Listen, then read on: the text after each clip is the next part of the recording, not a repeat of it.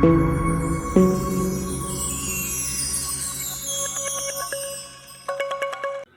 everybody, it's Sam Machine Real Estate here in the Tampa Bay area. Today I'm just want to do a quick rundown over renting versus owning, more focus on the renting. Rental prices they keep driving up, and in some cases they outweigh or are more than if you had your own mortgage. And I always encourage people to get out of renting and get into purchasing their own home because then they're building equity into themselves. And I know it's ironic coming from somebody who does property management as well, but I always say the if you should be involved in renting, you need to be the landlord of the rental. And I'm not rental shaming in any way, shape, or form.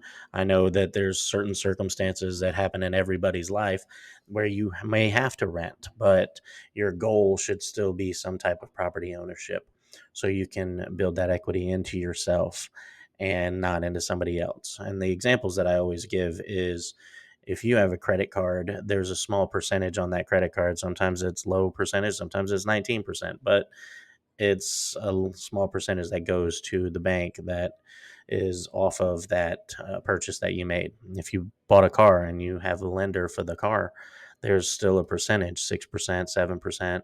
Sometimes it's 4% for that car. There's a small percentage that still goes to the bank. If you are renting, 100% of the money you're paying for that place you're staying in, 100% is going to someone else, and it's benefiting someone else, not benefiting you. Those are my primary examples for getting into home ownership, and you can also build that equity.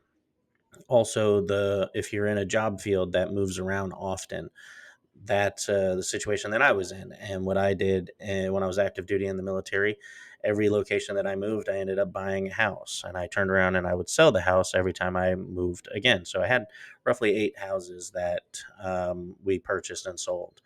The only thing that I wish I had was somebody to tell me keep each one of those houses, rent them out, and build the equity into each one of those houses, and that would have provided me after 20 years of service two, maybe close to three of the houses being completely paid off, and it's just revenue coming in, and I just have to take care of the occasional uh, wildfire that happens in the unit. Not actual fire, but refrigerator breaks or something happens in the unit and it needs to be repaired. Those are just some of the examples of getting into home ownership rather than staying in rental forever. If you're in a rental situation, reach out to your local real estate broker, real estate agent. They will have contact with a very close lender. We use David Tran and Apache Mortgage, and he's great for talking with our clients and discussing their options and how long their options need to be stretched out in order to get into a house, or maybe they just don't even know and they're ready to buy now. It's always good to get educated and communicate that your wants and needs with your local real estate agent or your lender that you like to use. Obviously, if you're in the Tampa Bay area or anywhere in Florida for that matter, give us a call at Sheen Real Estate. We have agents all over the place. Um, Thank you, and check back next week.